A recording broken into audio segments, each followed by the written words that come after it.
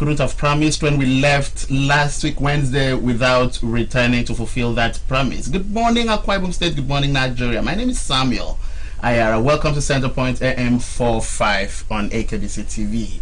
My name is Mercy Ekiri. It's exciting to know you've been able to join us on another beautifully packaged edition of the program. And when we left last week, I promised Mercy was going to return more beautiful, and she's really lived up to that. That's right, and I am inspired by Chief Ayara. You can't have been any less. Okay, remember you can be part of what we do here if you're following and liking our page on Facebook at Akbc Radio and TV. How is it? Centerpoint M45 is that program that dares to ask the why, the when, the where, the what, and how. When we do that, we try to reduce all of the conversations surrounding our globe and nation to local relevance. How does it affect you, and how can you break even from it? Today's episode won't be any different. It won't be any different. We have so much to talk about today. We have the papers, we have some young persons in the house, and we'll be taking a look at some issues affecting our polity. Talking about young persons, that is not to say that we've got in our minds of the fact that so far so much has been happening around governance. There's barely any of the candidates on the runoff to the elections that never promised youth inclusion, beginning with the president all the way down to the governors. So we would also, in the course of the program, probe how well they have made do these promises.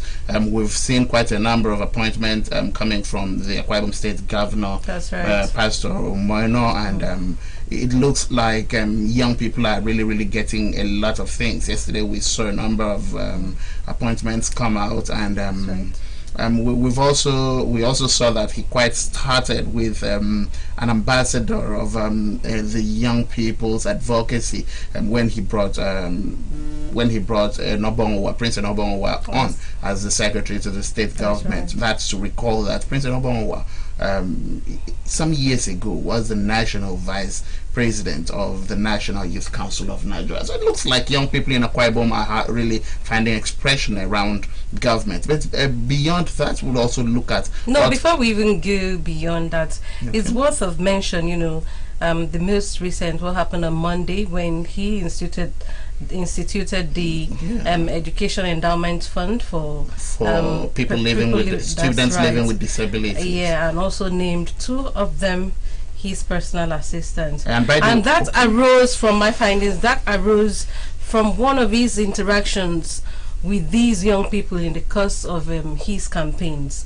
So I really must commend the governor for taking note of that, that detail that someone could have just waved off, but he took note of it, and probably it has been on his priority list. That's why he executed it just few days into office, weeks into recall office. That during the campaigns and the runoff to the campaigns, when he met with those students living with disabilities, we quite could recall a photograph of him holding out a bowl of water for one of them to have a hand wash. The internet almost broke from that. People thought he was being hypocritical. People thought he was maybe just playing to the gallery and all of that. But I think I can beat my hand to say that in 1 month he's been able to show that he is the man for everybody. He is the man for every demographic. He is the man for every slant of the social wrong. How more would you explain the fact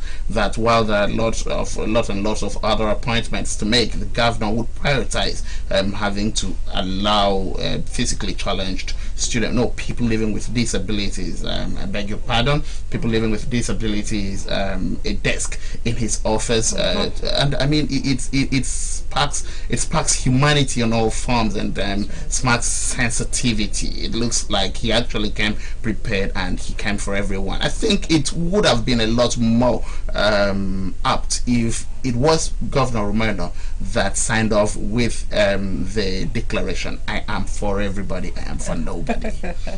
That's right. We pray he keeps up with that pace. We do pray for him. Okay, so on the flip side of this, we will be dashing off. When we return, we will be coming on with paper review. Don't go away.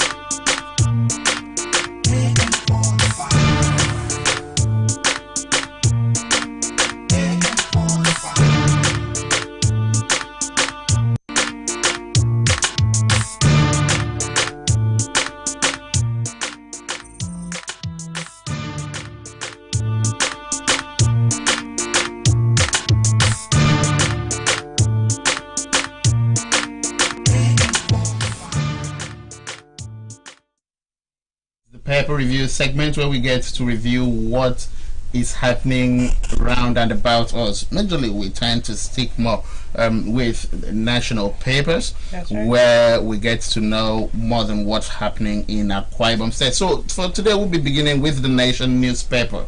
The Nation newspaper. On the Nation newspaper, we have on the banner headlines: Idel Kabir, our challenges surmountable. Tinubu assures. Tinubu assures our challenges are surmountable. It has as rider: President marks aid in Lagos, governing Nigeria a tough job, says Buhari. You can find on the front page of the Nation newspaper a photograph of President Tinubu and ex-President Muhammadu Buhari in London on Monday. It looks like they're still jolly good fellows. It gives lots and lots of joy when we get to see predecessors and successors tango in a political system that often makes room for lots of rifts. Yesterday we were having a conversation in the newsroom, and aside from talking about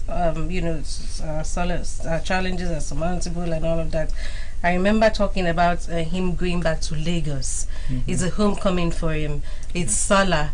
So you know how excited the people there will feel to have him come around, celebrate with him and all of that. I can just imagine what it will be like for them.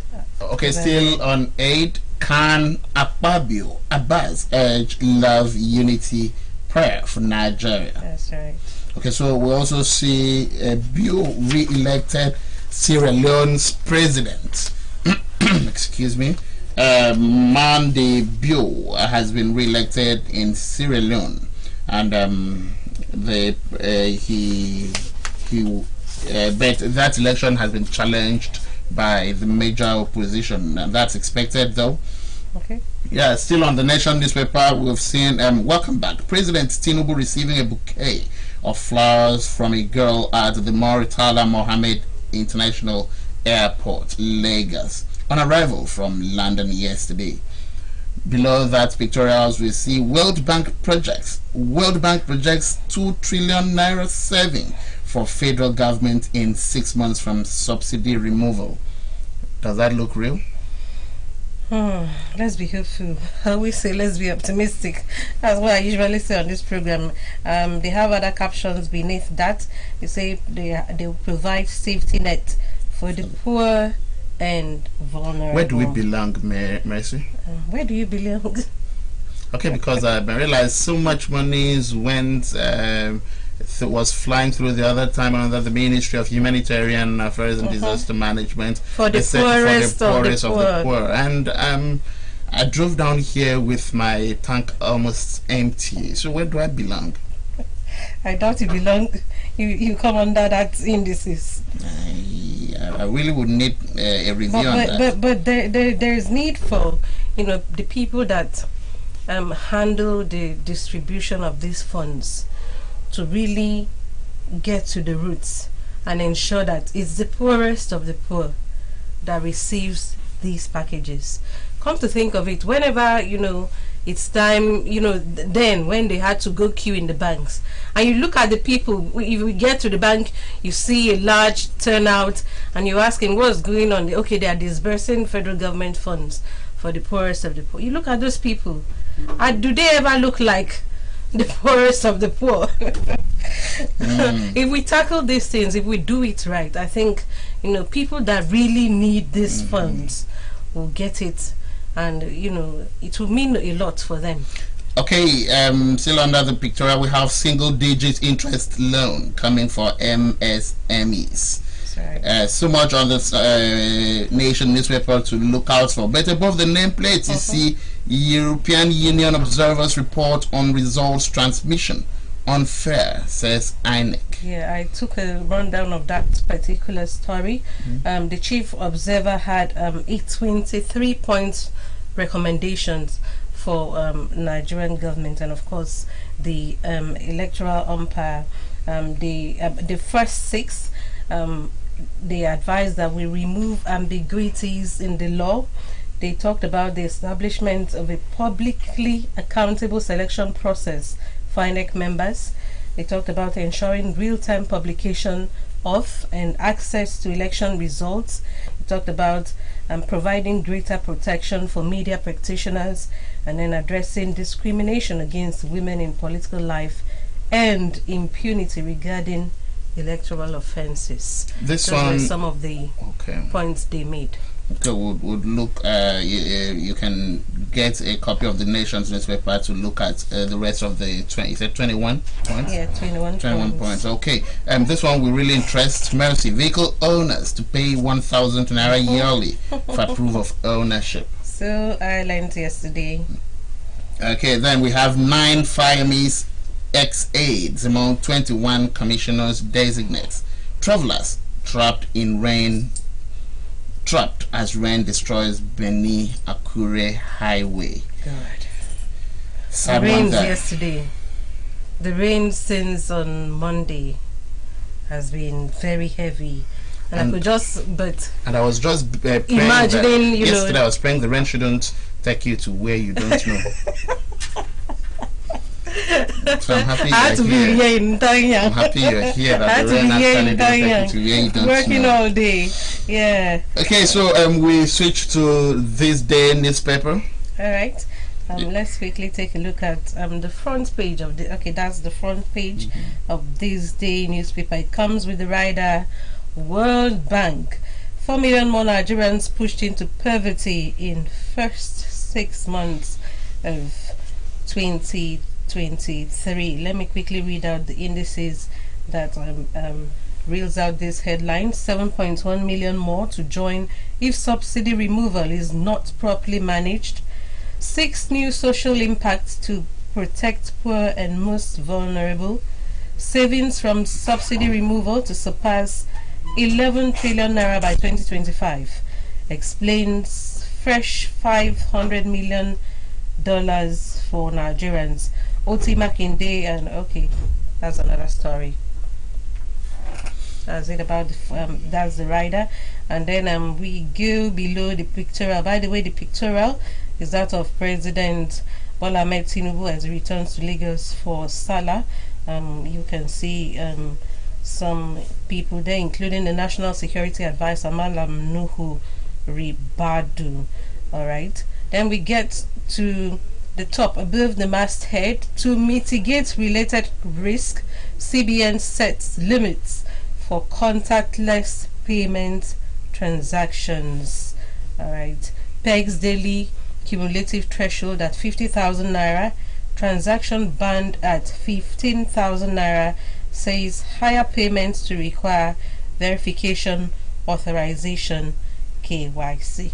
Yeah, we've actually seen a number of customers come through with complaints on how this the limits on how the contactless payment transactions have dealt them. We saw a number of bank brands roll out robot programmings to handle some of these things, and a lot of people are really having very negative reviews to that effect. Okay, so we move on to the Punch newspaper, and on the banner headline of the Punch newspaper. It's getting scary. Maybe we have to end it here. Mercy. It's poor. It's poverty. It's so much of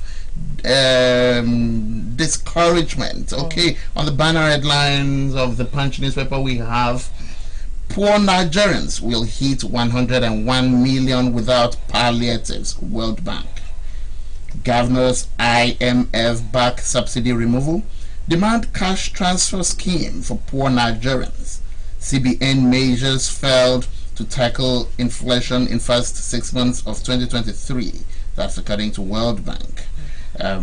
We've seen a pictorial that is barely explained, but lends lots of credence to perhaps the 8 celebrations. Then we have Tinubu, Khan, governors preach tolerance at Salah. FG banks plan special ID cards for senior citizens. They've started another one. Lawless soldiers. Remember, we also need our social media handles. I asked the other day, I hope they accept a Tugo account. How will you know someone's social media handle? I don't know. Nigeria. And it's happening at a time the CBN should really be apologetic to Nigerians, having just recovered from the Naira crunch crisis they plowed us into. APC caucus neck meets July 10 and 11. I hope Mercy will be there. All right. Did you get above the nameplate? Yeah, above the nameplate, we've seen above the nameplate on the Punch. We've seen DSS alert. Military, please deploy teams in prayer grounds. We also have more multinational manufacturers planning to exit Nigeria. That's sad. And that's according to Manufacturers Association of Nigeria. We have Naira devaluation. Expect price hike. Telcos tell Nigerians. We're having to pay more for fuel. We'll pay more for power. And now telcos are swinging it. Which way, Nigeria? All right. Way? Daily Independence is next. Comes with this screaming rider. Solutions to ailing economy insecurity underway. That's according to the president. We've heard so much stories: insecurity, dwindling economy. Okay, the president says he has come back with solutions. We look forward to him bringing the solutions to bear. Pictorial still of the president when he returned to Lagos, when he returned to the country. Then we have the reports from the EU Observer Mission carpeting INEC over conduct of 2023 polls.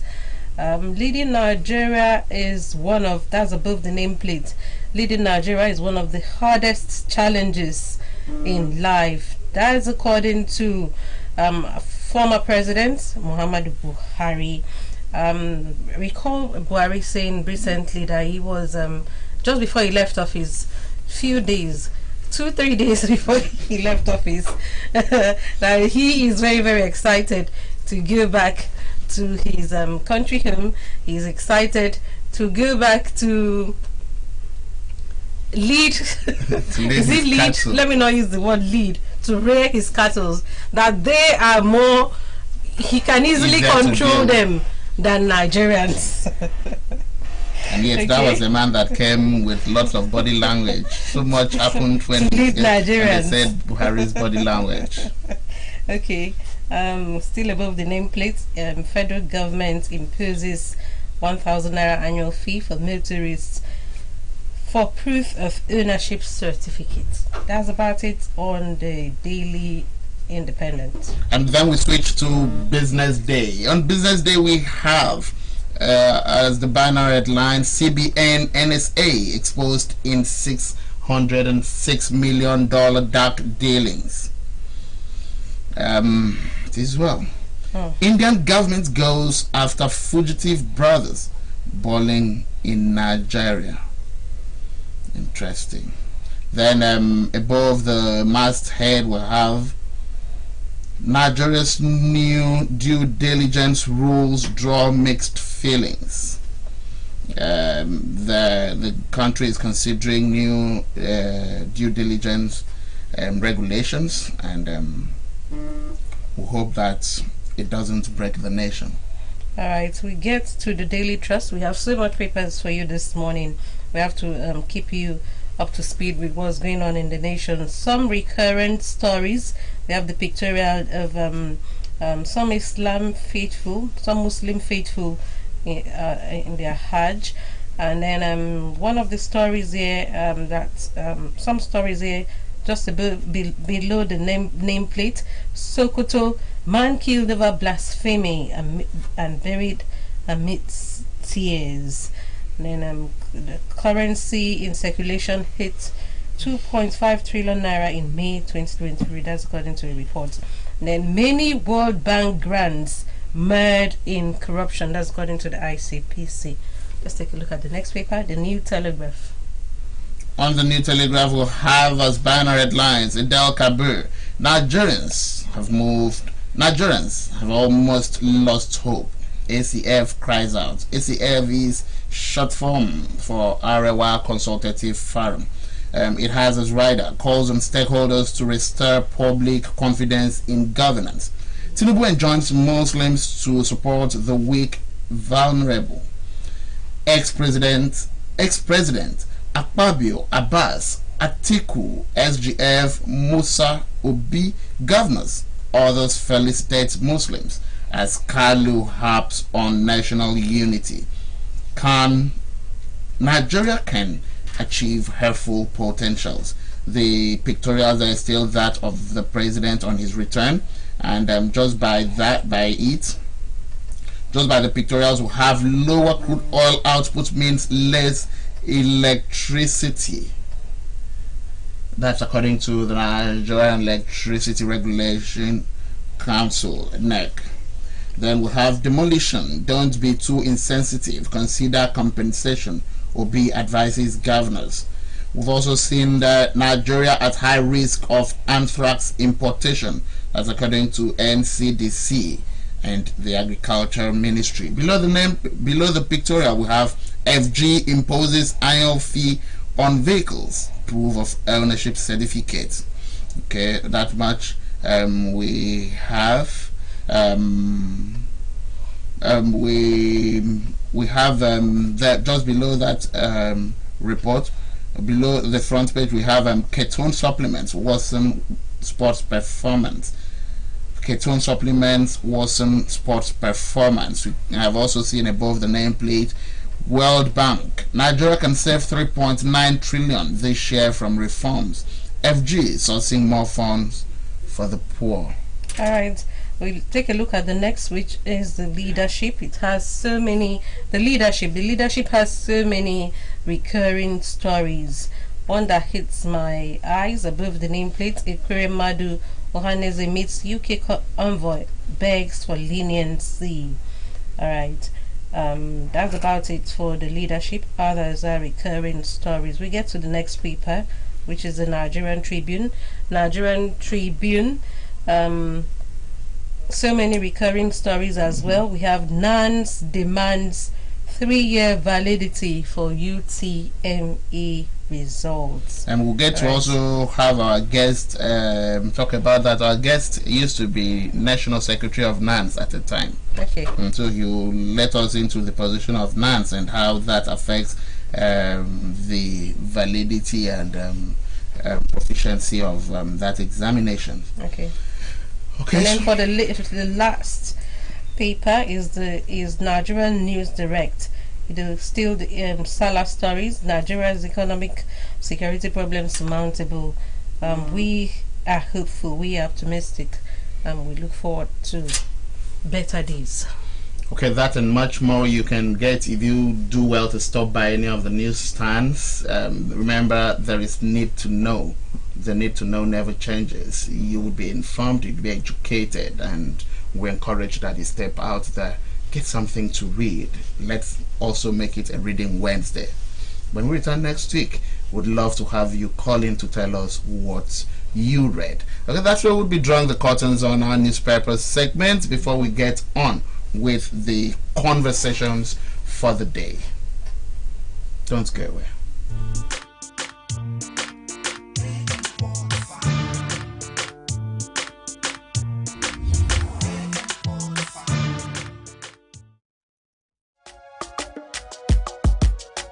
This is a home where we all belong.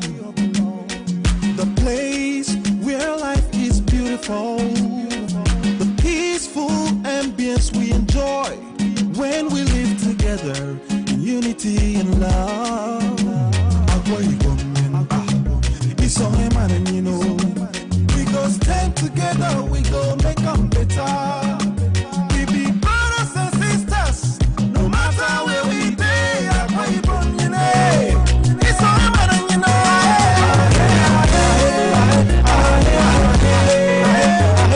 No matter where we be, we are one.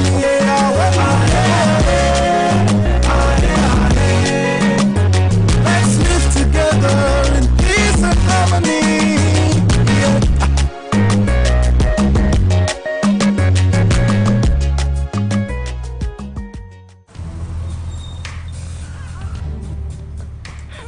I need the police that can respond to emergencies first. I want the equipment I need to do my job.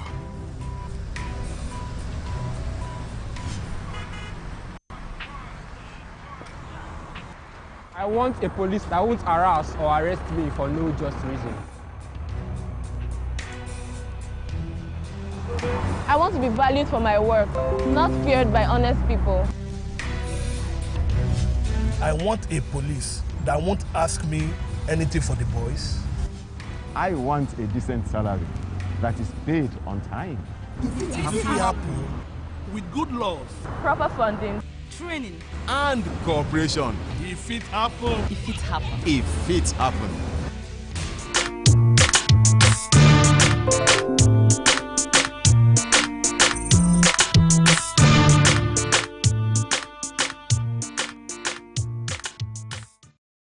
So much about leadership and its future. Remember when we were growing, there was this magazine that youths are the leaders of tomorrow. How much we've had and how long we've waited for that tomorrow. I trust tomorrow is here. So I'm being joined on this segment of Centerpoint M45 by someone who plays a vital role in the youth structure, in the Nigerian youth structure. He is Uko Michael Ukpong, the Zonal Secretary South-South of the National Youth Council of Nigeria. You're welcome to Centerpoint M45. Thank you, my brother. Yeah. Feels so good to have you here. Yeah, to also sit with you.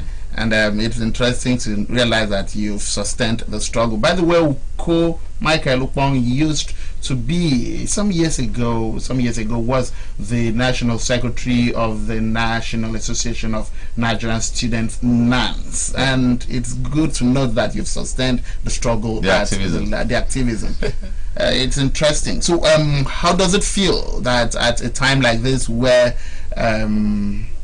people think that young people are not doing so well in leadership, that we still have people holding on to that agitation and struggle? Now, young people are contributing enormously to the development of the nation and the country and the world at large. So nobody can contest that.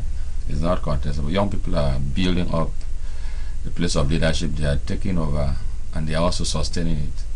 And also their integrity and their sanity is also intact. You know, one thing is taking up the place of leadership, another thing is abusing it. So I must say, and I can say that young people are sustaining their integrity. See, great means you keep doing great only when they keep doing what sustains them to the place of greatness. So one of those two factors that will make you to understand is that two things involve your sanity and your integrity in the place of leadership.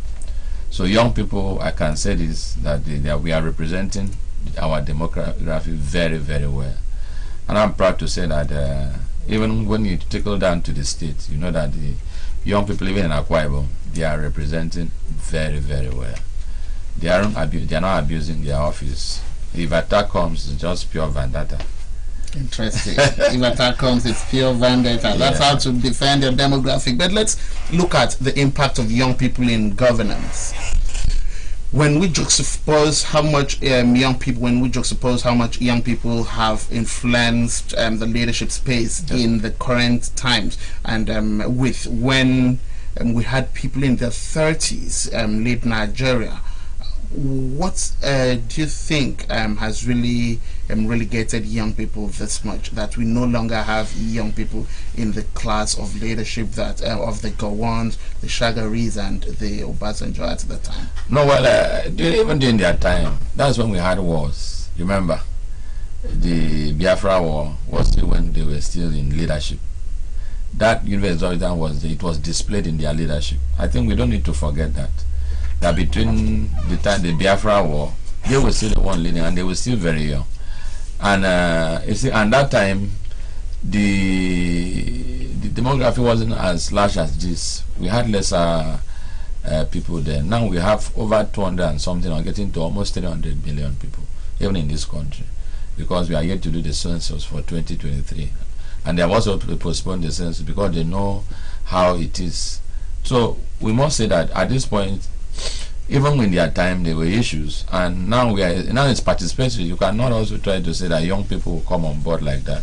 But it's participatory. There's unity in it, and we are also praying that someday we are going to have our desired people in the place of leadership within our age bracket.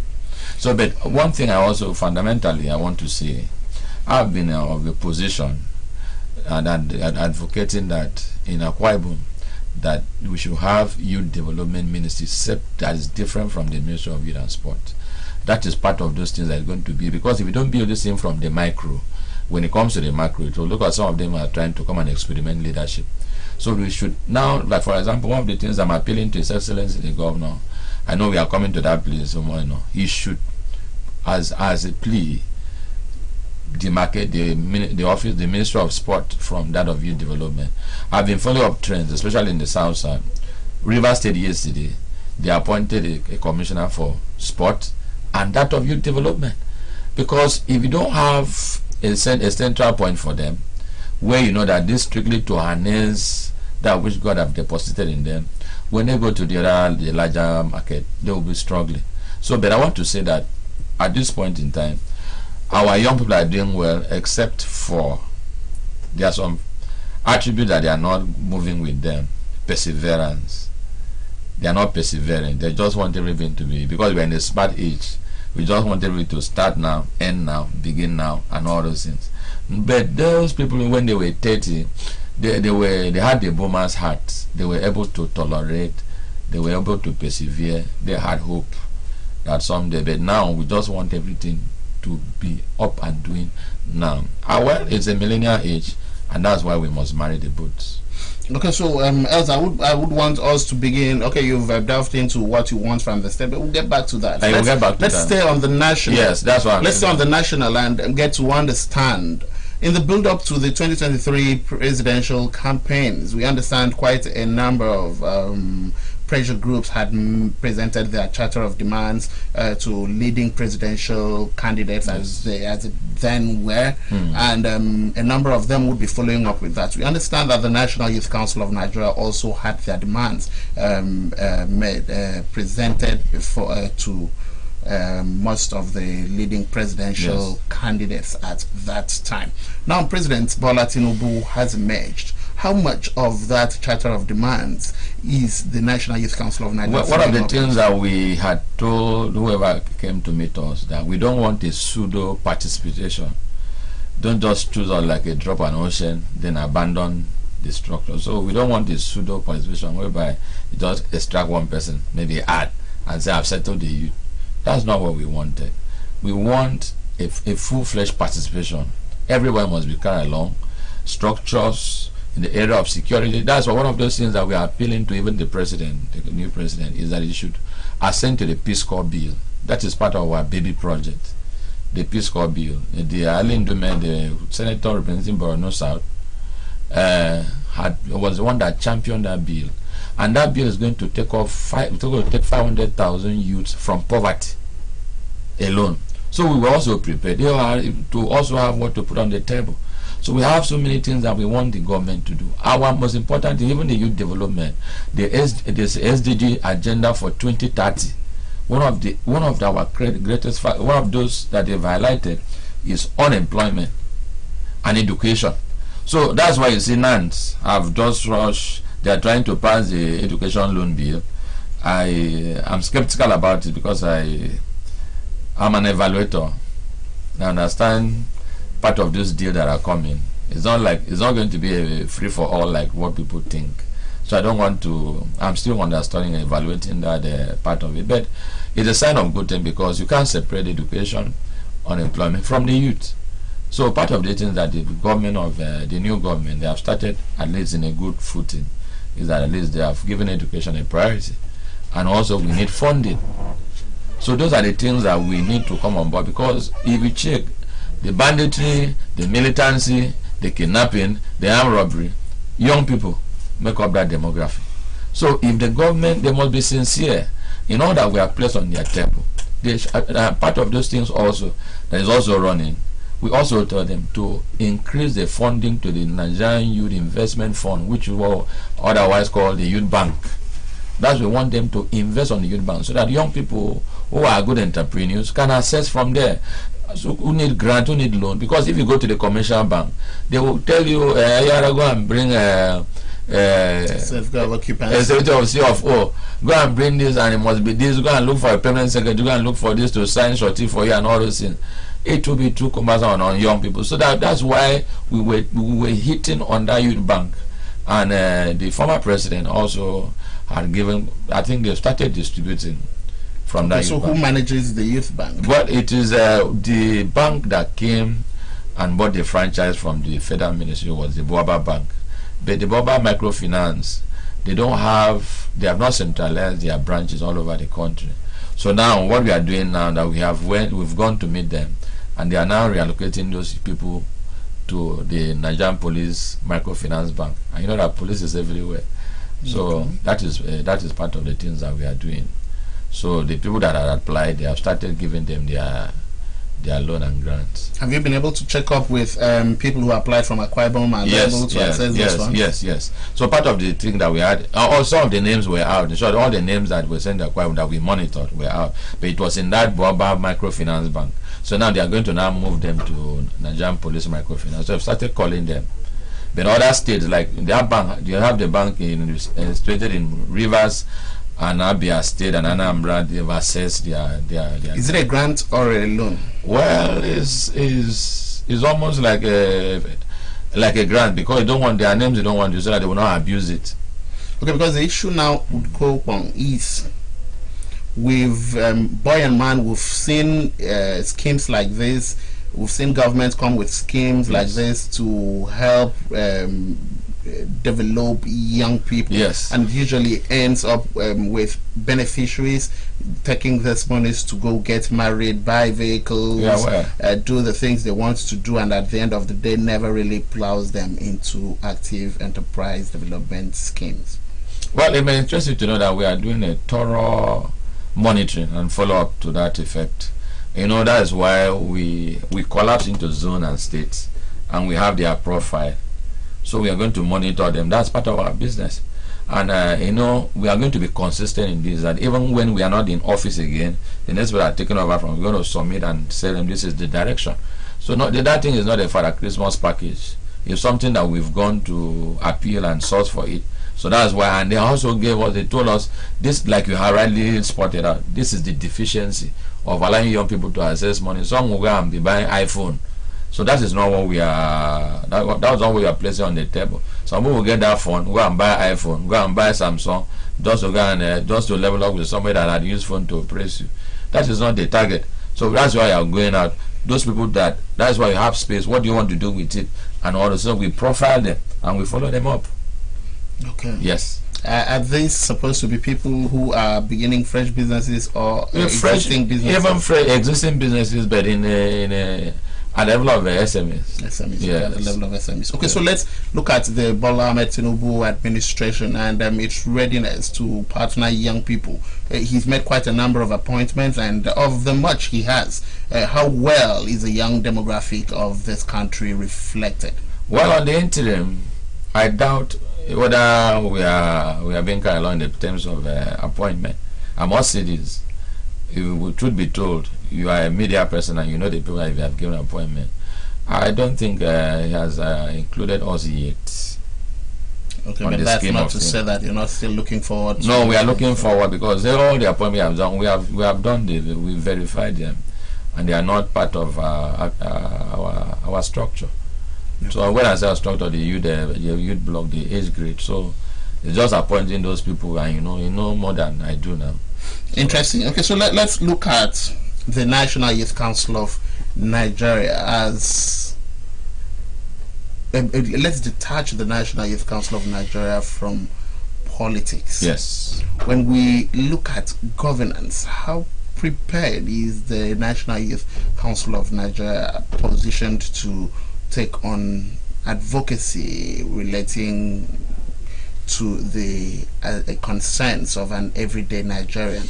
We recently came through with the removal of fuel subsidy. We've also tried to stay up with proposition by electricity, the hike in electricity tariff, and it's likely that telcos will jack up their operation costs, their cost of doing businesses, and so it's going to be it's apparently going to affect every aspect of our socio-economic lives. The question now, Okokbo, where is the National Youth Council of Nigeria in all of this? Is the platform just looking away while Nigerians go through this excruciating time? Well, we are not looking away. Fortunately enough, in 2012, I was appointed as a member of the first subsidy removal committee. So I'm speaking from the angle of an experienced person.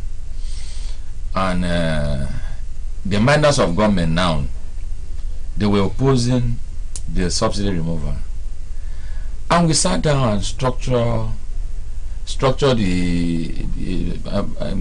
the program in a way that if this thing is removed, this will be a fallback.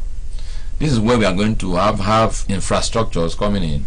So from there, the suffering could have been at least a year or two. As at that time, the highest fuel could have been 190 or less than 190, the way we were structured. But the members of government now, they were the one that fought the process. And maybe since they were outside, they thought that maybe the government was not sincere at that time. And also commend then the Minister of Finance then, Ogunji Wela. She has foresight. Part of the things that we are suffering to the borrowing, he said, remember one of the things he told the governors forum? He said, sustain this sovereign wealth fund. It will help us in our rainy days. They fought the process, they even went to court. Some of those lofty ideas, if the people had come into terms with what now they want us to understand, what they did not what they refused to understand in 2012. That's why the thing is hitting below belt, all stratas of government. The people we don't even now. Nigeria is living in just hope. If I'm telling you there's a pattern, there's no pattern. We just feel that there's hope. Since we have given out, we have given in. Ordinarily there could have been a protest, but there was no protest again. If the members of government now currently have reckoned to what we did, what happened in 2012, and I came to Akwa Ibom in 2012, and I did a town hall meeting on that matter, and one of the things I told the members of government then, I said, well, we need a refinery here, we need the rail corridor. Those are the part. If, for example, in our zone now, for example, south now, we don't have rail, the rail corridors. Yeah. So part of the things that, okay, now they say they want to go into these, the CNG, the compressed natural gas, all those things into rail transportation and all those things. We don't have the corridors. We don't have the rail corridors. So we are not going to be. We are shut out from. So we are shut out from those things that even they're going to be proposed, because these are the things that we have screamed above our head in 2012. Let's have this thing. Let's have this thing, and we did a town hall meeting, send it back to the national, and I spoke on behalf of the state. I remember the former SHJ Kuwem, the lady that in Ghana, we were part of that team that were appointed from Akwa Ibom, and I remember that time that Honorable Ben Audo was the chairman of House Committee on Land and Transport, went to China on behalf of the government of Nigeria and signed a bond of $500 million to do rail. So the Calabar Road and all those are the things that we had mentioned. That if we have them here, so now if you are going to break this in the palliative, the system are going to put, there are some areas that will never benefit, sir. Another problem we have here, we don't have data, sir. There's no database to profile. Like I overheard people say they are giving money to the poorest of the poor. So those things are not up. Those things are not. They will not get to those target audience. Please, I'm saying this to say, because, sir, if you lack data, where will you going to put something? For example, in your house, you know if you have kids or 2 or 3, you have their daughter, you have their names. When you come to the house, when you buy something, you say this one is for, if you have 2 daughters or a boy, this one is for Agnes, this one is for Nkoyo, this one is for Paul. That is data. But when you go, what government will tell us they're going to send palliative, to where? And to who? To who? So we must, that is why we must go back to the fundamentals, go back to the drawing board. And now, you see, one of the things that is lacking in governance is M&E. Okay. Monitors and evaluation. So every system must build this thing. Those are the people to do the monitor and evaluation. Any design, any government policy, that no matter how beautiful that design is, and if you don't have these people, M&Es, you don't engagement with stakeholders, it can work.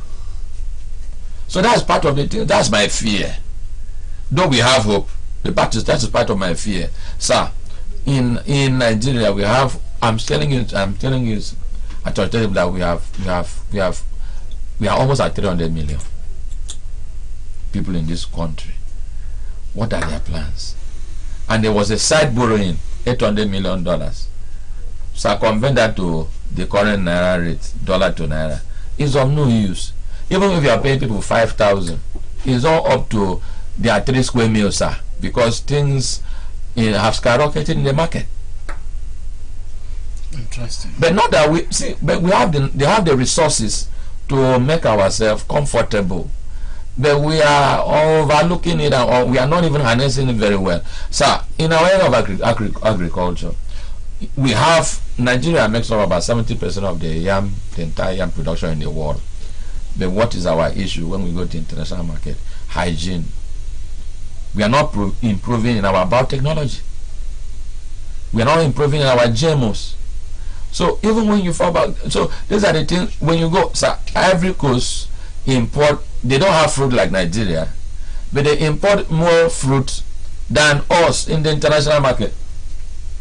But they don't have fruit like us. So these are the things that we are talking about. Part of this thing is our biotechnology. We are not helping out hygiene level. So how do we now get experts in the biotechnology field to be involved in all of this conversation? Yes. So part of this thing that we are going to say that if the president is going to do appointment, it should do appointment based on merit, not nepotism. Merit and needs. And needs, and not nepotism and not favoritism. You're not going to appoint people because you just want to, okay, Northeast, give me 10 people. You just throw them and put in, okay, go and this. They just go ahead. Whatever will happen, we will just be following up. But that is not what we need. That's our major problem in this country. Mm-hmm. They are experts in this in this structure, but appoint them so that they do the needful. Let them bust the organogram and see how we are going to be effective in governance. Okay, my guest is Uko Michael Ukpong. Uko Michael Ukpong is the South-South Zonal Secretary of the National Youth Council of Nigeria.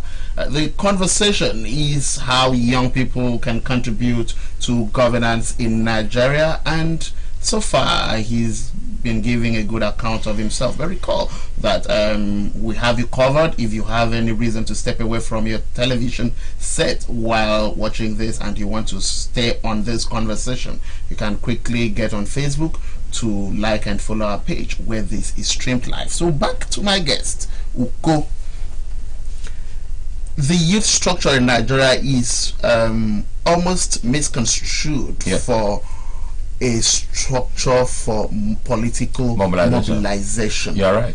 How is the National Youth Council of Nigeria working to refocus people's mindset from thinking that young people are not just meat for political mobilization? That's true. That is why I must commend my president, Ambassador Sukubo, Sarikbe Sukubo, he has been able to pull us off from the political aspect. We've now gone back to our constitution. That's why if you observe the last election, there was no endorsement from the National Council of Nigeria for any candidate or aspirant. Okay. And if you try to do it, you'll be ostracized from the system. Okay. So now we're able to shut ourselves off because of this toga that they are carrying, that when you go there is like a political settlement. Okay. So that's why we've gone back to the fundamentals, and we are trying to reinvent ourselves. We are doing a leadership recalibration to know that this is why they send us to, this is why we're in council, and this thing must be purely voluntary. We are not going, it's not for sale. It's a leadership platform for young people to grow independently, and it's purely volunteering, so that whatever you have, you can now bring it to the table, devoid of, like you said, political. I'm against using the NYCN for political mobilization. I'm against it. That's why I used to tell people, send people who have this burning desire. You understand? They should belong to different organizations. For example, you see that up to tomorrow, part of the affiliates that makes up the council, like the uniform organization, you will not see anywhere that Scout of Nigeria have endorsed somebody for election. Okay. You're not seeing where Man O' War have done it. You're not seeing where Girls Guide have done it. That is the core essence of having the youth council.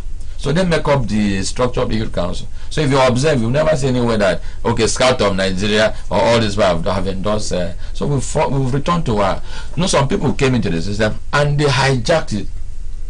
And when they hijacked it, so youth council now became an affiliate of politicians. Sometimes we call a politician and say, don't worry, that president is my boy, I will call him to do this. So that is how, and the thing had trickled down. So you don't blame, it was for political mobilization. So you don't blame people for coming with that analogy that is what used to happen. I must confess, that's what used to happen. So we are changing the narrative deeply, and that's why maybe if I've done that, I could have been coming with my G-Wagon here or limousine. Okay. So you see that part of the things I do, I'm a farmer. I source money from my farm. We travel, and for the past 2-3 months, I've been on the road trying to stabilize. Like we just made election in Edo State. It was not easy. On May 24-25, we for our NEC, and we did that the validity for our minister and other programs we've been going. We did a post-election review, still in the zone. So we've been on the road and all those things. Where is the funding coming from? I put it to anybody that nobody's funding me. I don't have subvention anywhere. That reminds me of FFK. Yeah, I don't have subvention anywhere. That's why I'm even appealing to the system. You guys should help your brother. Okay, but it's good that that's a cry for help. That is what you understand activism. Yeah. You can sleep anywhere, you can move anytime. That is the joy of activism. But if you politics, say I will stop at sir, I can't go further. This is because that is politics. But where is activism? Anytime they call you, 12 midnight, you are there. You know how I used to be. That's how much I can remember how much it used to be. That's why I'm appealing to Nance. Please sustain that activism, because from Nance you're going to move. It's a trajectory. You understand? But when you're corrupt at that level, when you come to youth council, you will not persevere. So part of the things that we learn in Nance, I want to commend my president, who is now the immediate past commissioner for information. When we're in Nance, they said in Emebo, they said, we are not going to give anybody an award. And I was thinking, how will we operate for this 1 year without award? But it came with a shift, and it worked for us. And up to now, I don't even think about giving anybody an award. So I feel that if I come to you, we interact, we engage.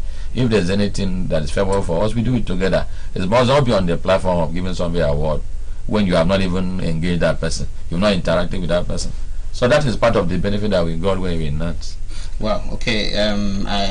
You're just striking some feeling of nostalgia now, and I remember the dance days and how it used to be. Yes. Okay, so let's look at NANS beyond the beyond the National Youth Council of Nigeria at the national. How are you able to sustain the tempo of responsive youth advocacy and leadership across the state? You know, you can only speak for the national, where you've been able to hold on to your own and ensure that young people are not seen as tool for political mobilization. What happens in the states? That is why we make it a point of duty. And now in our 2018 NYSN Constitution amended, we have included the Forum of Chairmen as part of the structure. The state chairman as part of the structure that must, like in the zone now, the vice president of the zone is the chairman of the zone, I'm the secretary of the zone. So that so we try to, everything is about harmonization with an alignment. So and consolidation. So the thing trickles down. So that's the money. That's the things that we do. We do proper. That's why, you know, I'm an alumni of NIPS, National Institute of Policy and Strategic Studies. Okay. 3 things that's very important: the policy, the leadership, and strategy. So it is imperative that we bring this in to bear in a place of leadership. So we use our experience and what we were taught to make sure that we these things, whatever we speak in the national, must trickle down to even to the world level. So we monitor them. We have that spread. We monitor our people in Northeast, Southwest, North Central, and all those things. That's why in every 2 to 3 months we call for a national management meeting.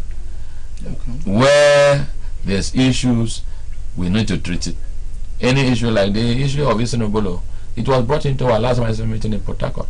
The vice president of the Jaw National Congress, Chai Chief Nengi, brought the matter to our table, and we're able to. We are doing those things from the background.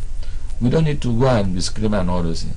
Like on Monday, I was with the CP in Akwa Ibom.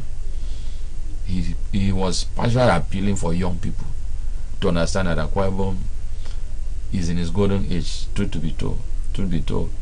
So we should not go into those vices that is making people not to come for investment. And that's why we are also routing. So part of the things I'm also bringing on board is our shared prosperity.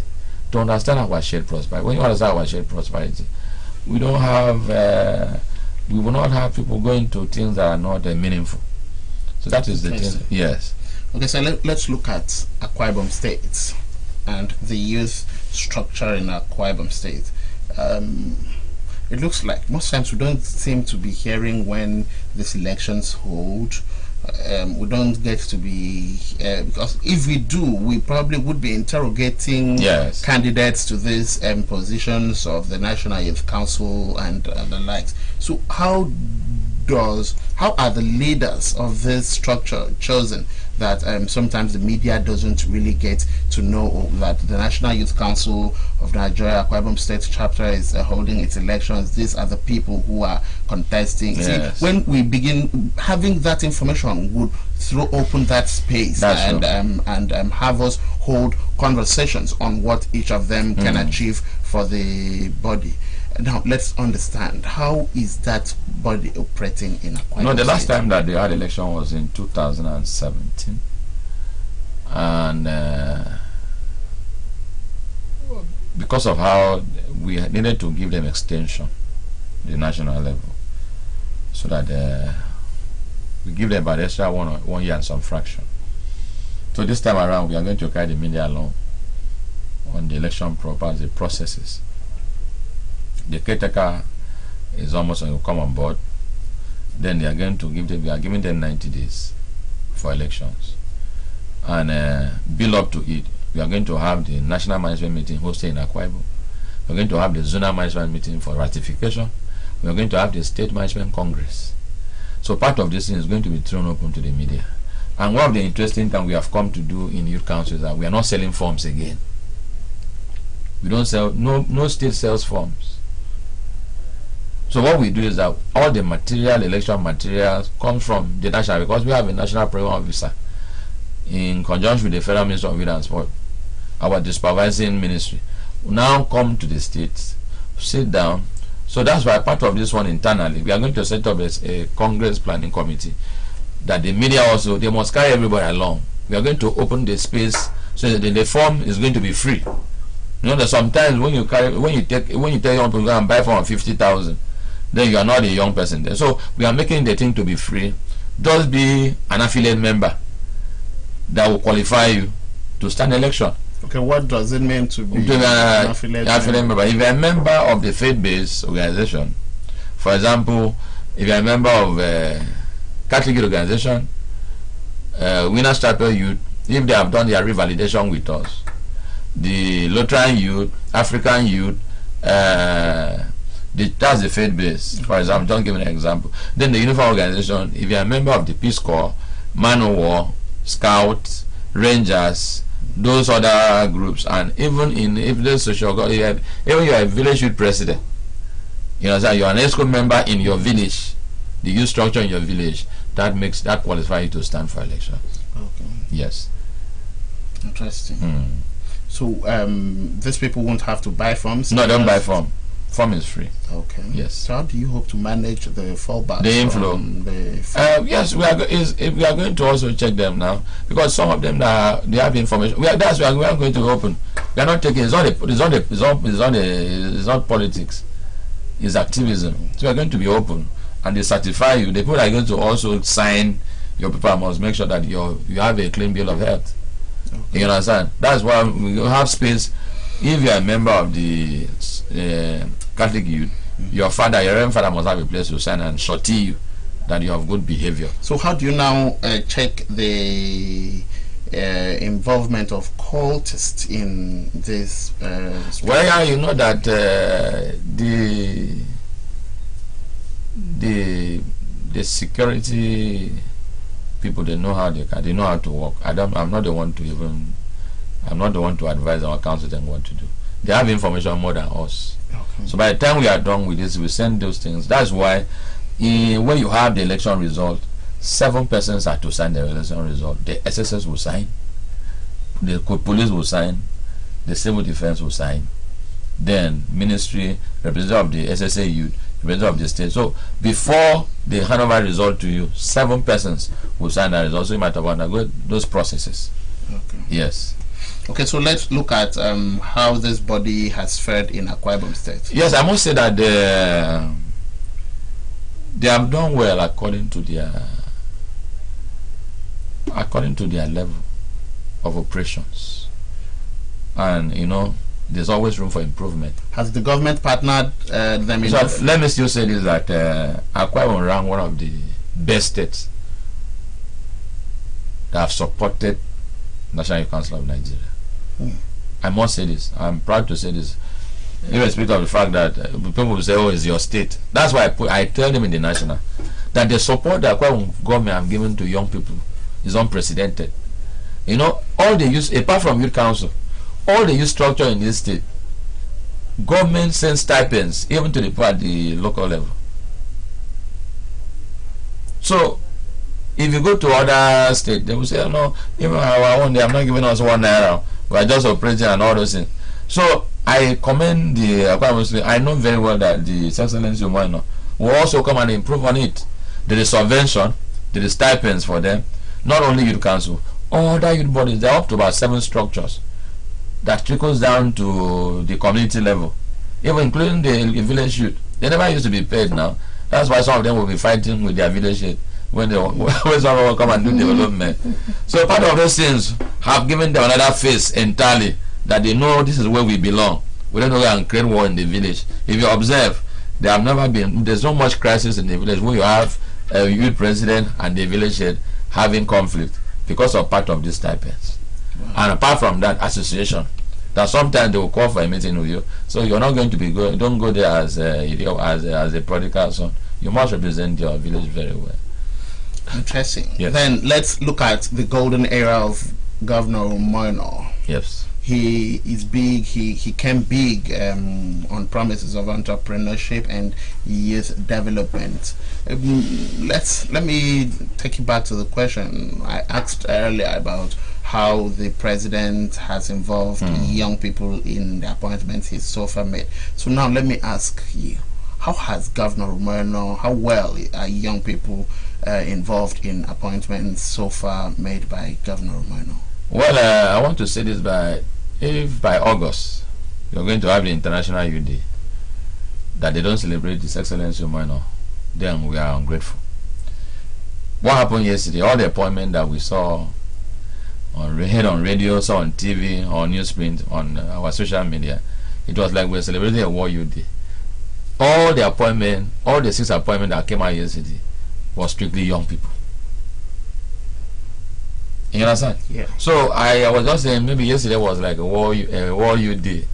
Because in Akwa Ibom. Okay. And away from that, others who have even congratulated them. I've gone to the radio to congratulate, thank His Excellency for that which he have done. Also nominated that young man, Wisdom Emmanuel, as a student or PS student to the governor. Okay. I've been following that, but we did an event in this e-library, a leadership event during that lockdown, where he needed to bring his escort together. And I went to that e-library. He brought good rapporteurs, resource persons to come and engage his escort. I said, this guy is off for something. I'm aware that he also had passion for the PLWD people. And he mobilized those people in support of the government. And the Excellency, being a pastor and a righteous person, he does not forget the labor that this guy did. That's why in 1 Timothy chapter 5 verse 18, the Bible says, muzzle not the ox that tread the corn, for every laborer deserves his wages. This boy that was giving the PA to students, that's so cool. That is a fulfillment of that scripture in 1 Timothy 5:18. Okay. That His Excellency have rewarded that person that all that he did. I'm aware he mobilized those PLW people, and he has also added to these people an aid. Those people that the person will go and start unprecedented. It has never happened before. And also added 100 million as a take-off fund.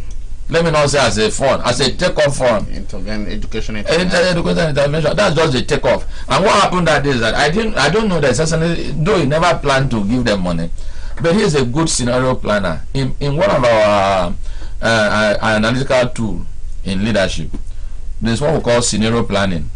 The thing you never plan for, and by the time you get to that place, you just need to do this. So when he saw, he was moved by compassion. And I know that 100 that he mentioned was just it was a scenario plan. He saw them and said, let me start with this. I'm very, very optimistic. He's going to expand that fund. It's going to help them, because now, you know, the first news we heard was he appointed SA to student on those people living with disability.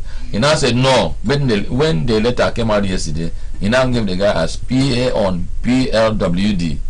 So that is going to cut across every PLWD in the state. So that 400 million cannot go. Okay. So I know that he's waiting maybe for the House of Assembly to come, so that they will send it for legislation and now become and tighten up with their act, because that is what every PLWD across the nation they were looking for. They need them to be, they are also part of our society. And I like what is happening in Adamawa State. The Speaker of Adamawa House of Assembly is a member of that PLWD. So they have been given a pride of place in governance. So this is a stepping stone for them. So I commend His Excellency for that which he have done. Early kickoff, early to bed, that he has done. So yesterday was like a World Youth Day in Akwa Ibom. All the appointments that came, he carried them along. I know that this resolution of non-statutory board is going to mix both the elders and the women and the youth along. So you also need to remember that our young girls also did very well. They should, maybe yesterday was all male. Maybe today might be all female. Okay. Interesting. Okay, so let's now as it's going to start, part of the things I'm appealing to His Excellency. I know that I should be listening to the studio. He does that a lot of times. Yes. Let us have Ministry of Youth Development, and now separated from that of sports. I know what I'm saying. Sport is also vast. Now, by statistics, American government in the past 1 year, they have invested over $160 billion in leadership training and recruitment. Now, if you want young people to be more responsive and responsive, they must undergo some certain trainings that will help them. If not, you can appoint them and they become limited. Remember, the House of Assembly, where they were inaugurated last 2 weeks. Before they were inaugurated, they took them for training. Even this week, they are on training because they must give back on a better in a better way.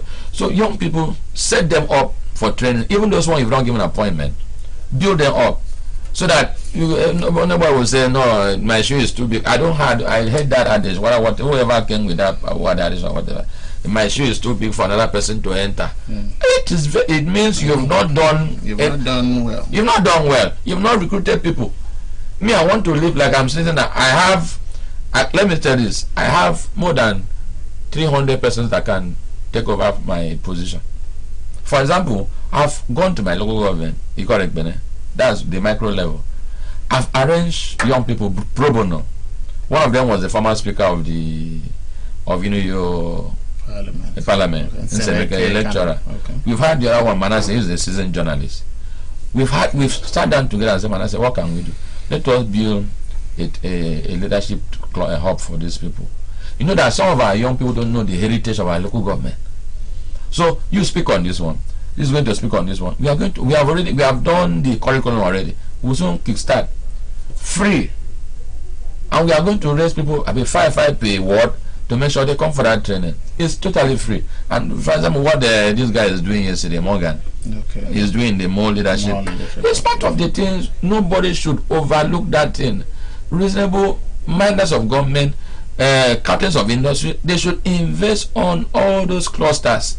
It helps a lot. Like what Youth Alive they are doing, and even the Clemson Foundation, they are bringing young people into this limelight, so that they know that government or no government, they can survive. You know, I can't be waiting for government appointment and all this thing. There are other ways that we can, by reason of our training and experience, we can survive even without government giving us. Of course, for the past years, I've been sustaining myself in the youth council. It's because I was prepared for it. Okay, so looking at a time like this, when government thinks to be reducing cost of governance, yes. Is it not insensitive to think that ministries be unbundled? You see, people are trying to collaborate, people are trying to partner. Is there no way the current structure of the Ministry of Sport and Youth Development can still remain and yet function optimally? No, I'm not trying to say that my ideology should be the best, but at this particular time, we need that unbundling in that Ministry of Youth and Sport. River State, they have laid the way. They just made their appointment. It's part of the things that we propose to them. So, because if you youth development, so the return in investment in youth development is massive. That in sport is massive. So you need, why are you doing all these things? By the time you bring the return in investment in, if you have a mid-term project or maybe long-term, just like, okay, in 3 years, what can this one bring? What can this one bring? My fear is that we cannot be throwing money into the process and you're not seeing money in return. You understand? So now when you create this bureau or Ministry of Youth Development, you're going to create clusters. What can we do? This partnership in ECOWAS, this partnership in United Nations, there are grants that come from that area. And thank God for that, which the office they have given to Nanaudo in terms of foreign foreign. So yes, this part of the major attraction will come from this Bureau of Youth Development, and they must be focused on it, because now, you know, sports sometimes it comes with headache a whole lot.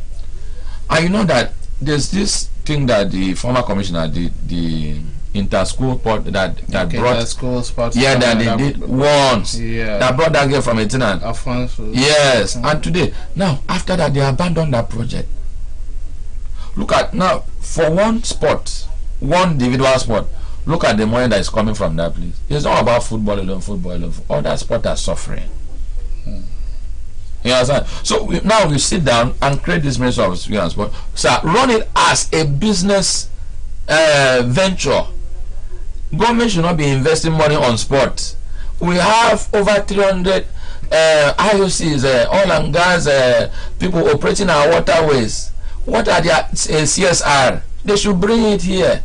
Their corporate social responsibility. There was a time Mobile had a football club. They don't have it again. So selling groups, all these people that are coming in, Brass Cement, even Lafarge is in Akwa Ibom. What they should also tune into sport. It's not government that will be doing the budgeting day in, day out. So when you onboard that process, do it as pure business. You're going to see return investment you're going to bring to the government covers. Government should not be doing budgeting every year in year on that matter. Just start it now, open it, let people come and do as business. It's going to help us. Interesting. Okay. And you know that today part of one of our team, they have gone for relegation. Yeah, and all imagine what is their major problem. It's not that they don't have the players. It's welfare. It's welfare. What is happening in Rivers United? What is sustaining Rivers United? It's welfare. What is sustaining Imba? It's welfare. They have opened up for people to come in and support football. Now every time you see people buying players in UK, Man City can buy 200 million. They know that one day, just a day, they get that money back. We do it, even Agri, do it as business. So that's why I'm saying, sir, if you check the SDG protocol, youth makes up that dimension. And they need this thing, both area, even in our climate change, everything. Our young people don't understand this climate change. They don't understand the SDG protocol. It's our young people that will drive this process. You know that we had the MDG, the Millennium Development Goal. They now try to push it to SDG. So can we still say that in 2030 that our state is ready to meet up that SDG protocol? So are you aware that the whole of young people don't even understand the SDG protocol?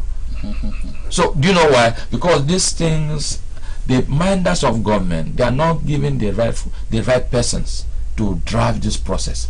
And if you merge this SDG to e-development, you're going to see what will happen in the next 2-3 years. Wow. And you strengthen the sport. Okay, Michael Lupon, as we begin to wind down on this session, are we wind down? Yes. It's really been an interesting segment. Yes. But as we wind down, let's have your thought on Governor Umoino.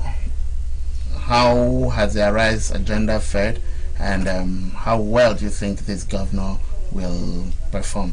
Looking at his bridge building, his capacity towards bridge building, his ability to bring everybody. Let me say this: two things have happened to Umoino.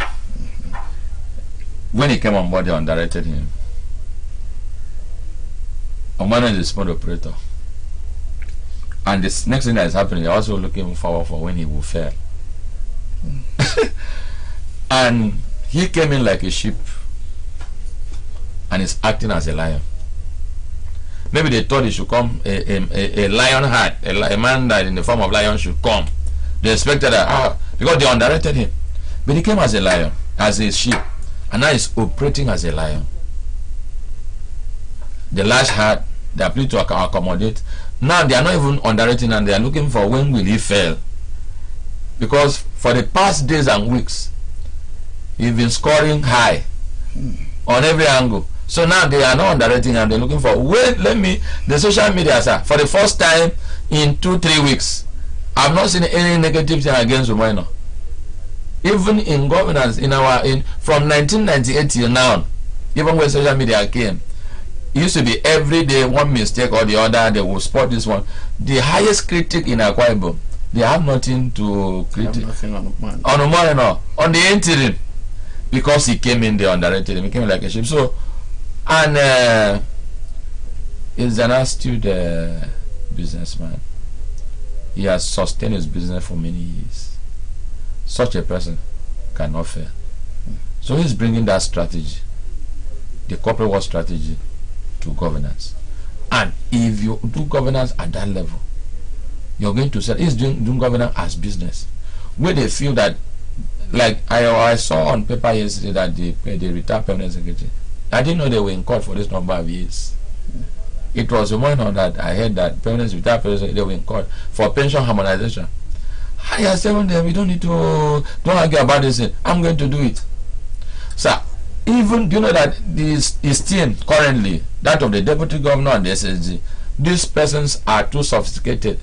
The style of mediation, I was in government house when they did the NIMET program under the office of the deputy governor. Those 3 DJs that were there, that event was too sophisticated. And I said, this is a woman that have been a minister, that have been this, that have been a commissioner, and now a senator, and now, so we don't expect less. So we are just blessed. And you know, God will not forgive me, I failed not to mention the SSG, who was our deputy national president in youth council. That is how he has grown up. Now the sectionalist is also in governance in the prism, or maybe of religion or whatever. He's seeing on the spectrum of humanity that every person's must be carried along. And when you go to see the SSG, they call him Mr. 24 hours. Even when you want to talk to him by 3 a.m., he's open. And people have been asking him, don't you sleep? Because they just want to tighten up governance, then allow it flow for participation. I think it was what God has chosen to bless us with. My appeal is that let people not truncate this process. Because wherever things are good, people will also rise to fight good things. They feel that they just want to crush them. No. Just think good, feel good, you understand? Think everything good. Goodness will also visit you someday. And that's our prayer. Okay, thank you so very much, Uko Michael Lukbong, South Zonal Secretary of the National Youth Council of Nigeria. Now you're parting shots to Akwa Ibom youth. Well, I want to tell them that already light has come. Please do well to embrace the light. The light comes from your heart, and open up your heart for good things. Never you think evil. I also want to, my friend who is always here, Linus Efio, I greet you this morning. I feel that you were sitting down here because you and I are the occupant of this corner. Linus has been a regular guest. A cerebral and a good man. So I hope that I also someday become a regular guest. You thank you. Remain blessed. God bless all of us. Okay, thank you so very much, Uko Michael Lukbong. Uko Michael Lukbong is the South Zonal Secretary of the National Youth Council of Nigeria. Before now, I know there was a time he was the national treasurer of that forum. Yes. And some years back he was national secretary of the National Association of Nigerian Students. Nance, that will be all about this session. But before we go, I want to remind you that Monday 26th of June was International Day Against Drug Abuse and Illicit Trafficking. This year's commemoration had as theme People First, Stop Discrimination, Strengthen Prevention. Okay, my co-host Mercy Kerry had a conversation with the state commander of the NDLEA, Mrs. Obot Basi. We'll be bringing you excerpts from that very session when we are out of this very segment. Don't go away.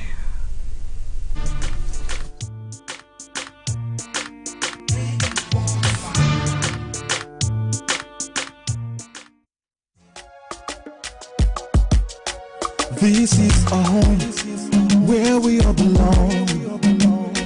The place where life is beautiful. The peaceful ambience we enjoy when we live together in unity and love. It's all him and you know. We go stand together, we go make them better. We be brothers and sisters, no matter where we be.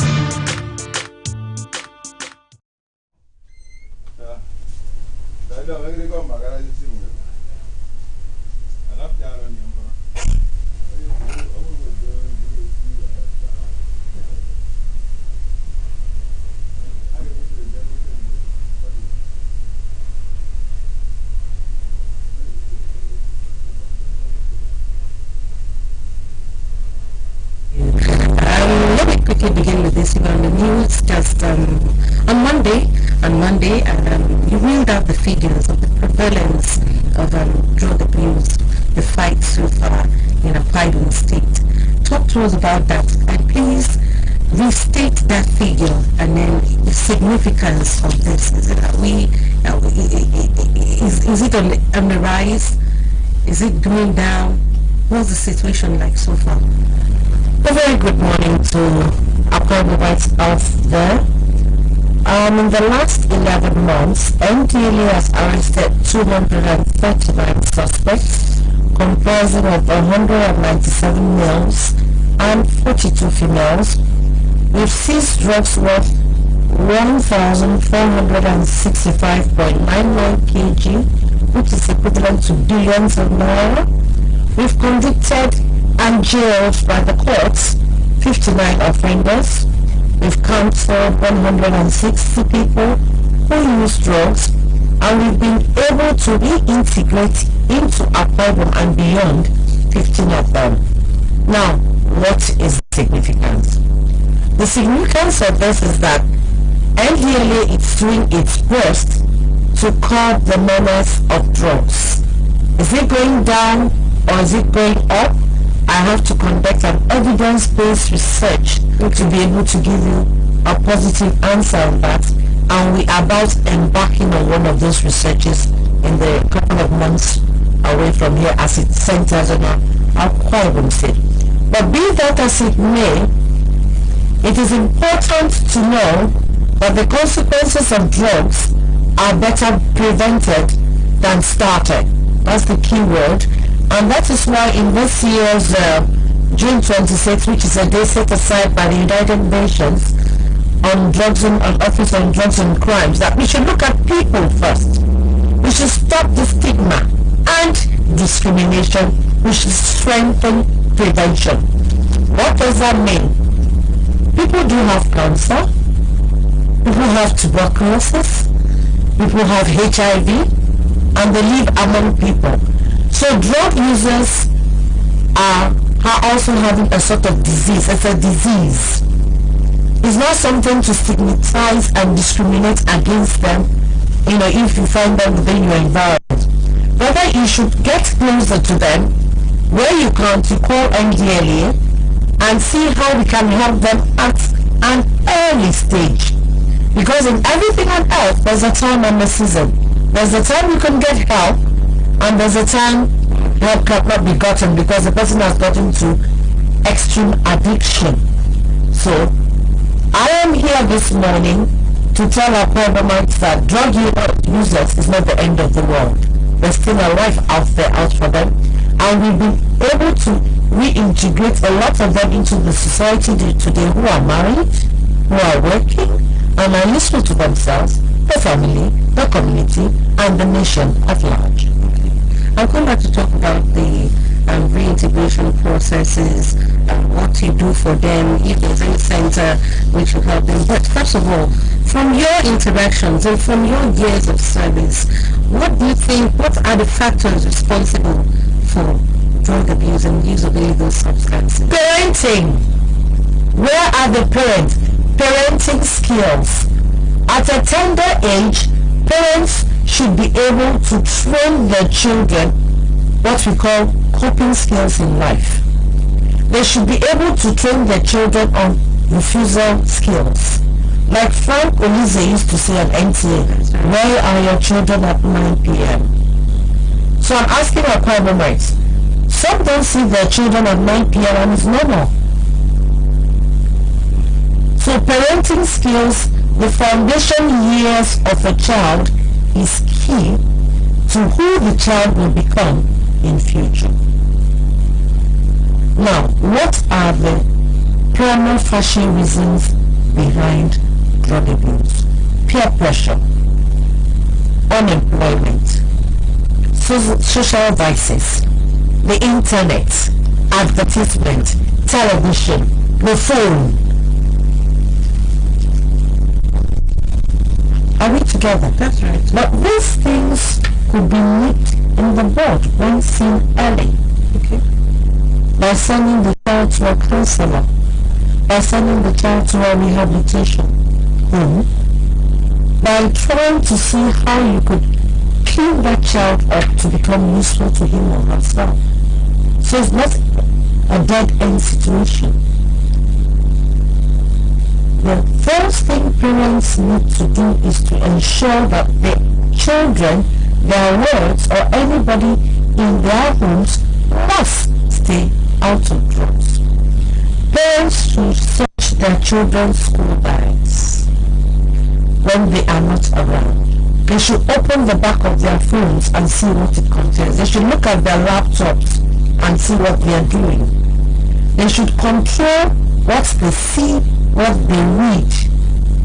They should be in charge of their children, and their children should be in charge of themselves. In the world out there, you see all sorts. Why are you not on drugs? Why am I not on drugs?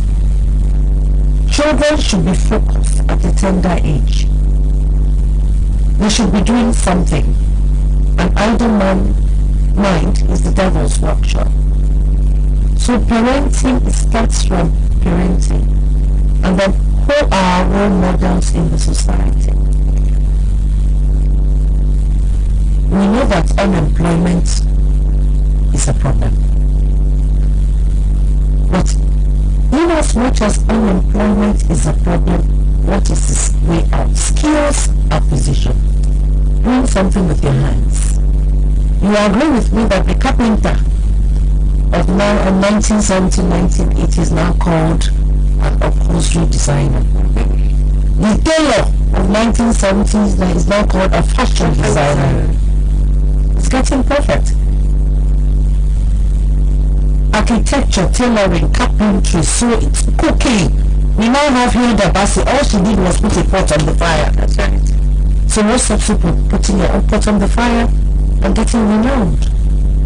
The first thing is just to have one brilliant idea. Write a proposal.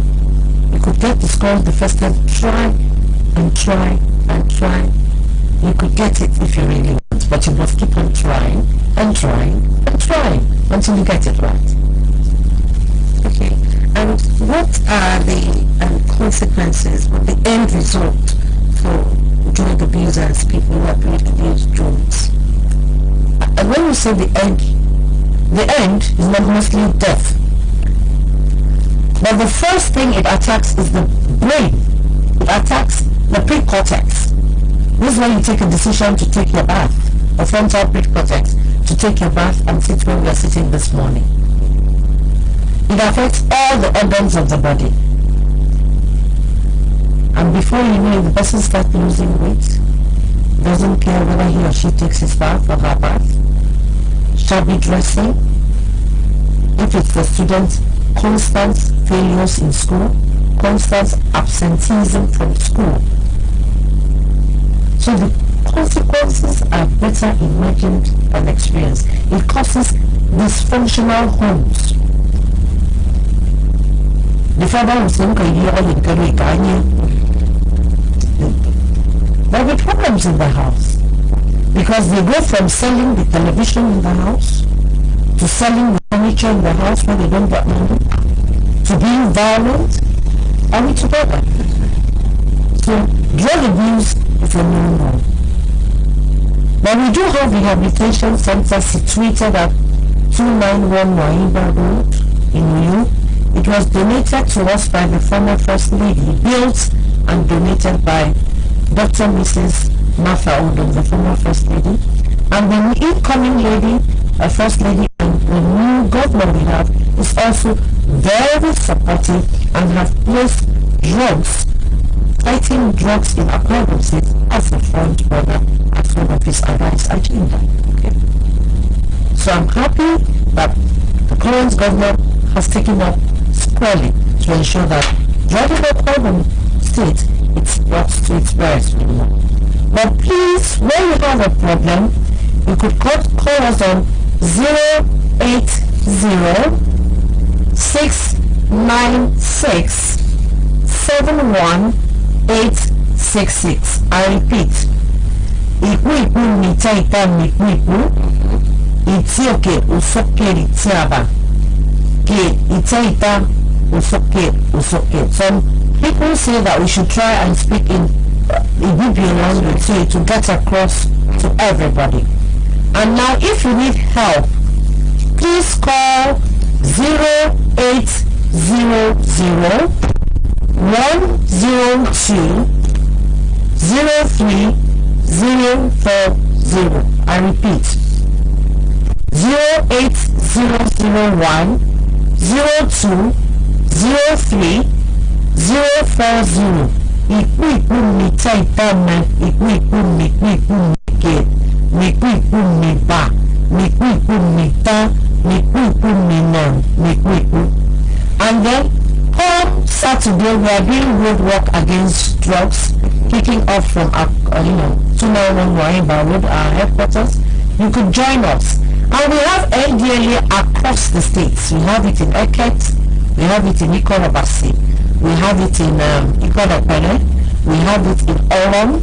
So you could, go to any of those offices to where you need help and ask for the area commander. He will be able to help you, please. Don't keep quiet, speak out. Join us on the 26th as well of June. It's a day set aside for World Drug Day. You could join us as well, so you get knowledge. What you acquire there is knowledge on how to stay off drugs, and it may interest you to know that they put them in friendly products such as biscuits, sweets, chewing gum, toothpaste, cake, ekpankukwo, afam, name it. And the latest in town is Kulus. It's a balloon. Parents, lend me your ear. It's a balloon and it's blue in color. It contains nitric oxide. They give them in parties and they tell them to blow. Of course, balloons are meant to be blue. So once they blow it and they inhale it, the guess is as good as mine. Parents, that's the latest in town. It's called Kulus. Okay.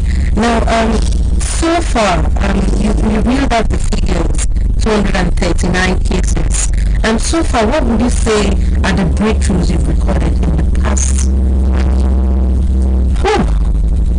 Precisely March 5th this year, I arrested 1.11 tons of cannabis. And the suspect was a woman. So that breaks my heart as a woman, because women rock the cradle and rule the world. So if fathers who are supposed to raise children are now drug traffickers, most of them refer to it as family business. The husband does it. When he's out to get a new market, so to speak, the wife continues, and when the wife leaves home, the children continue. That's the scenario we are getting here in Akbc.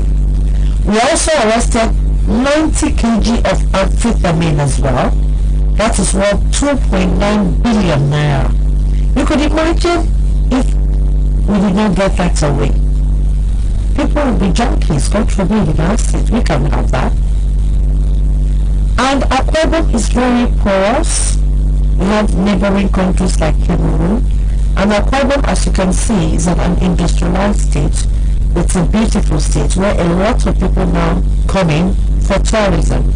So as people migrate, moving front and back, up and down, drugs as well move up and down, front and back. In terms of rehabilitation for those who have abused drugs, are there success stories? Yes, like I have read out, that we integrated 15 of them back into the society. They're back to school. Some of them are back to work. And I can tell you there's a lot of drugs in workplaces as well. There's a lot of drugs in workplaces. But NKLA has come up with a drug test kit that just within 5 minutes, we could get to know the 10 types of drugs you're using within 5 minutes. So that has helped a lot. Okay. Now, what about, we hear cases, for instance, just a few minutes ago, my co-anchor talked about world music day. We hear of young people who feel, okay, that music star is using drugs, that sports star, that athlete that person, that athlete is into drugs, what would you say to such young people? I would say to them, drugs are not treats, they are death traps. No, musicians, where's our darling fella today? Drugs. Where's my Jack Fashe? Drugs, send down the rain. Where's Whitney Houston? Drugs. Where's Diego Maradona? Drugs. And so many others that I to name right now.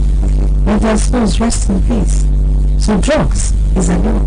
Like I said, what you watch on TV, what you watch on the internet, parents should teach their children early.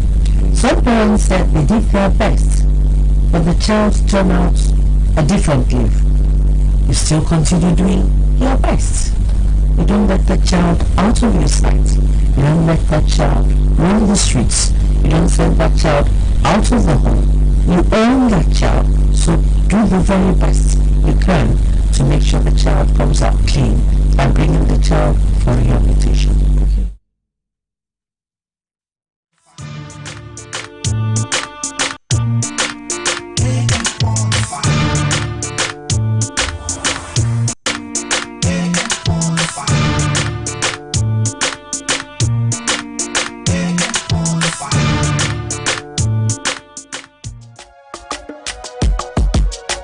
This is all where we all belong.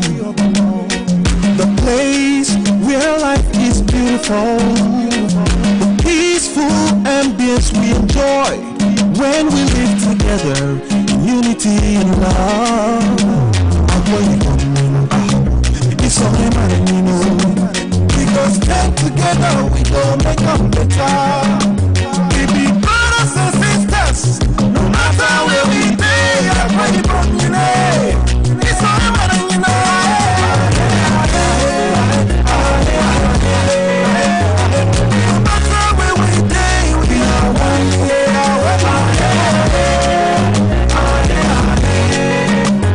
let's live together in peace and harmony.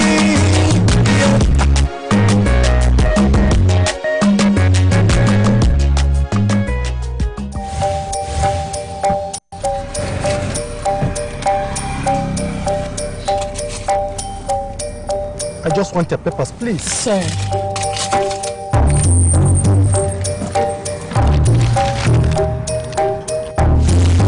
Salary don't enter. Yes, so. And month I never even reach safe. Na salary plenty, oh. No wonder I no gree collect roja from my hand. Shut up, sir.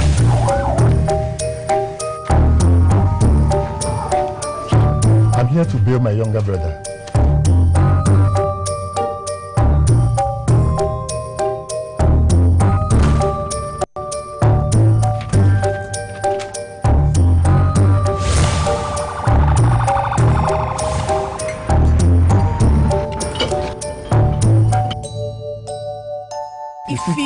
Happen. With good laws, Proper funding, training, and cooperation. If it happen.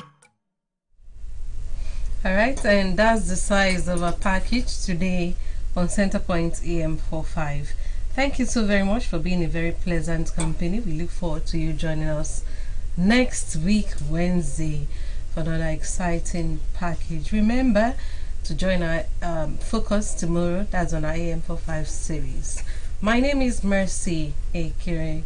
Do enjoy the rest of your day. Good morning.